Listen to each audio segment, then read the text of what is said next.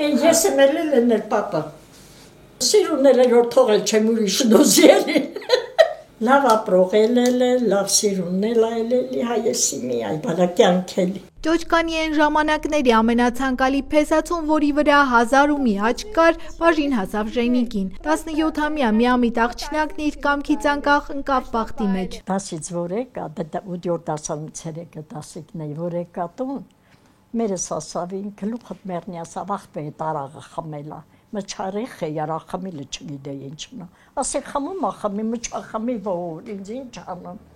Մչախելքը հասնում չի, չգիտեին որ աղջկարա խմիլն ինչ է։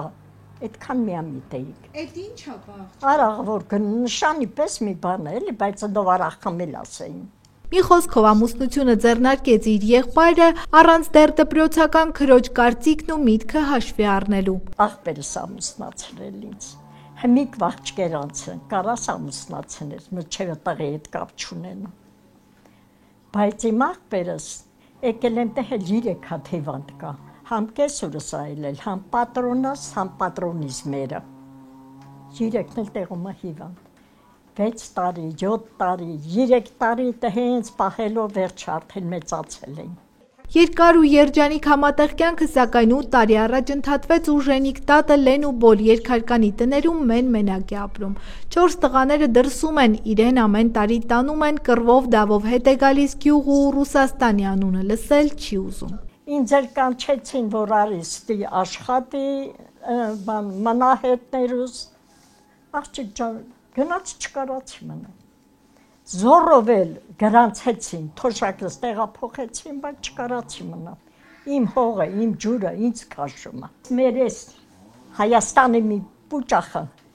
ես ռսի փողի հետ փոխել չեմ։ Մեր հայրենիքն ուրիշ է։ Դվորն ուզում ես գնա հայրենիք։ Ռուսաստանից փախած տատը եկել չի եկել 1000 ու մի գործ է ձեռնարկել։ Էլ 1000 ու մի տեսակ փակոց արել, միրգ հավաքել, օղի քաշել ու այդպես ապրում է իր համար գործ գտնելով։ Այնտեղ էլ ձանձրանում էր հարցներից 2-ը ռուս են, հայերեն չեն խոսում։ Տան մյուս անդամները գործի են, ինքն էլ ինչպես էստեղ, այնտեղ էլ ձանձրանում էր։ Բայց էստեղ գոնե հարևաններ ունի, ընկերուհիներ, որոնց հետ ամեն ինչից շատ սիրում է սեղանի շուրջ գյուղի անցուդարձը քննարկել։ Պապն էլ գյուղում ապրելու, գյուղը չլքելու կողմնակից էր ասում է։ Պապը որ կար իրար հետ մենք գնացինք, եկավն էլ չէր մնում, այգնիկ սամանալու երգիրջի հետ գնանք։ Կեկացանք եկավ ինքը հիվանդացավ,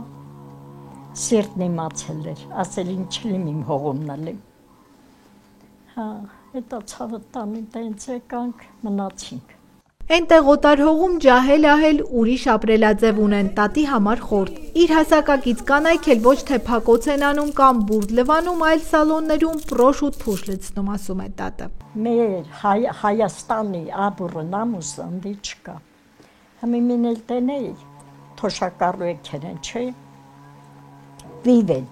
Պիվել ձեռներուն կնանիք են։ Բաբուլյա, здесь отдыхай, ты не хочу пива выпил։ Արի դու էլ նստի հետներս պիվախմի։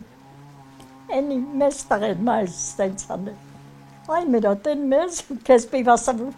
ասում որ ասեմ սա երգիլ չի։ Տատն էլ թողեց ու եկավ ու հիմա ինչքան էլ տղաները կանչում են, չի գնում։ Դե ուր գնա, այստեղ իր տունը, իր անկյունը, հիշողությունները։ Ժենիկ տատը 40 տարի ու ավել եղել է Ճոճկանի սովխոզի հաշվապահ առաջավոր կին, որ սկեսուրի հորդորով ոչ թե դաշտում արևի տակ աշխատեց, այլ անգամ ամուսնացած լինելով հաշվապահական դպրոց սովորեց ու իր վրա բողոք գրողների աչքը հանեց։ Վարդումյան Վերմիշկալ մեր սովխոզի դիրեկտորն է, լսած կլիս անունը։ Մի հոյակապ աշխատող մարդ էր։ Որ ինձ ընդունեցին, ընդով պարտիական ժողովում հարց էին դրել, որով սովորած նրան հաշվապահությունում տեղավոր է։ Եկավ կանչեց ինձ ասավ, Ժենյա, ուզեմ քեզ ղրգեմ սովխոզի հաշվին հաշվապահական դպրոց։ Ասի Վարդումյան ջան, ինչ այլել, թե բողոք կա, որ պետքա սովորածել է։ Գնացի համ հեռակայի, համ աշխատեի։ Ամեն ինչի հետևում կանգնած էր Ժենիկին սիրող ու հարգող սկեսուր, որ անընդհատ կրկնում էր, թե հարսը ոչ թե դաշտում մարևի տակ պիտի աշխատի, այլ գրասենյակում ոտքը ոտքին գցած նստի։ Մենակ դա չէ, հարսին ոսկու մեջ է պահել, հենց հարսանիքի ժամանակ էլ են ժամանակների համար չտեսնված չլսված 12 կտոր ոսկի տվել։ Մենակ 12 կտոր ընդով ոսկին ունտ էին, բայց ես լավ ոսկել եմ մնացել, վզից հեպել եմ մնացել։ Չէ, լավն եմ ելել, իմ ես ամուսնինս, կեսրարս Անաստաբուժ այլել, ինք շատ լավ աշխատող մարդ այլել է, Անտաշյանի վաղտվանուց աշխատել է, իրանք միջոցներ ու լավներ, դրա մաղբել սաբատ առան։ Ժենիկ տատը հաճախ է հիշում անցած ժամանակները, երբ ամեն ինչ շատ ավելի դժվար էր, բայց միևնույն ժամանակ կյանքն ավելի ուրախ էր։ Ասում է, առաջ լողանալը հեշտ բան չէր, գյուղի հարսները ջուրը հեռու աղբյուրներից էին բերում օգտագործում խնայելով, քանի որ ամեն մի կաթիլն արժեք ուներ։ Իսկ հիմա ամեն ինչ փոխվել է, ջուրը տանը, լողանալը երբ ուզես ու ինչքան ուզես։ Տատը զարմանքով է նայում այսօրվա հարմարություններին, բայց սրտում միշտ պահում է իր ապրած օրերի հուշերը։ Մեքենան տանը, ընդով ոնչ մեքենա ելել, ոնչ տանը կարանդ այլել, ոնչ բաղնիս այլել, ցավտան, ներքևիցը ջուր եմ կրել, ներքևը փետով կրակ վառել, որ հիվանդուն լողացել է։ Տարել եմ պատվալը լողացրել, ժութևիցը բռնած վերև հասցրել։ Բայց մի ամեն ինչ էր կամ էլ առողջություն չկա։ Հիմա թե ժամանակն ա փոխվել աղջիկ ջան, թե ժողովուրդը, ես չգիտեմ, ելի շուստրիացել են արդեն գլխի են, որից հետո ա, չգիտեմ, այն ժամանակ է ձևի էր։ Միամիտ է։ Մի ապրիս, միամտություն էր, հմիկվա պես չի։ Հիմի այս ինտերնետա, կամպյուտերա, հեռախոս ձեռիս էր։ 70 տարեկան եմ, մչև հեռախոս թերթում չեմ քնում չեմ, բայց ջահելն ինչ անեմ։ Տատը ջահելներին չի մեղադրում, մեղավոր են ոչ թե նրանք, այլ ժամանակներն, ասում է։ Ժենիկ տատը համոզված է, ժամանակները կարող են փոխվել, կյանքը կարող է դառնալ ավելի հեշտ ու հարմար, բայց մարդ չպետք է մոռանա իր արմատները։ Հայ աղջիկը, հայ մարդը քրիստոնյա է, նա պետք է ինքը իր կրոնը պաշտպանի, աղջիկ ջան, որպես հայ մնա, որ մենք քրիստոնյա ազգ ենք, էլի մեր միջին, հային պետք է, ոնց են ասում, մեր հայերը լավն են, չգիտեմ խի։ Տատը չի ընդունում այն մոտեցումը, որ առաջվա բաները պետք է մոռացվեն, որովհետև նորն ավելի հեշտ է։ Իր հարց եկած ժամանակ Ժենիկն էլ սկեսուրի ոտք է լվացել, անխոս մնացել, մի խոսքով բոլոր ավանդույթները պահել։ Հիմի կրանը մեն հիմի ոտներ լվանում, չկա այդ բանը։ Բայց դու արել ես։ Բա ոնց չեմ արել։ Հլա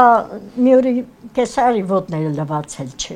Մի տնիկ կնգանն ասում արդեն մեր հարսը գլխի երել, ոտին տեղ արել, ոտներն էլ լվանում չի։ Բա, դե մի նստեմ, որ իմ հարսը գատի ոտները լվանում։ Ամեն հրիկու եկել էր, արդեն գլխի, որ թդար եք հանում ոտները հանելու, ջուրը պաստայանի պեչկի վրա էր, որ ոտները լվանում։ Դա թե ինչ էր, խու մենակ ես չեմ ելել, դա հենց այլ էր։ Ոտներ բան պետքա լվանա, պատրոնը որ դուսագալի պետքա կանեի շեմփում կուրտկեն հագցներ։ Անցած գնացած բաներ են, որ էլ հետ չեն գա, շարունակում է տատը, որ ամեն երեկո հիշում ու կարոտում է պապին, որ իրեն միայնակ թողեց։ Ժենիկ տատը հույս ունի, որ իրենից հետո էլ իրենց տանդրները բացողներ կլինեն, դրա մասին էր երազում նաև պապը։ Գնացողը ես ելիմ, այս տներն էլ տղերանցի մինը գատ իրանը։ Դատարկ չմնա։ Դատարկ չմնա։ Պապը ինչ էր ուզում։ Պապը համ մերն էր, համ նրանը սրտի առիթմա էր էլի։ Այն վերջ շնչումն ասա մի բան էլ ուզում չեմ, իմ տներն անդեր չմնա, իմ տնը, եկան տղերք փոխեցին շիֆերը, սարքեցին, որ գալտեն, բանանել էտել ամուսինս, որ տենց լավ իրանք էլ գնացին, էտ ինչ վրախեցին։ Քրտինքով ու մեծ չարչարանքով ստեղծած տուն տեղը կանգուն պահելու մտքով է տատը շարունակում ապրել գյուղում, ինչպես ասացինք, տեսակ փակոցներ է արելու ու սպասում է հյուրերի։ Կգան կուտեն, գալ չեն, որ տուն երկուք մի կա կարամի պադվալից ճամփ դեն։ Իրիգուն ետ տղես զանգել է, ատի փետ կա գիտաս, գիտեմ չգալիս թե հայ,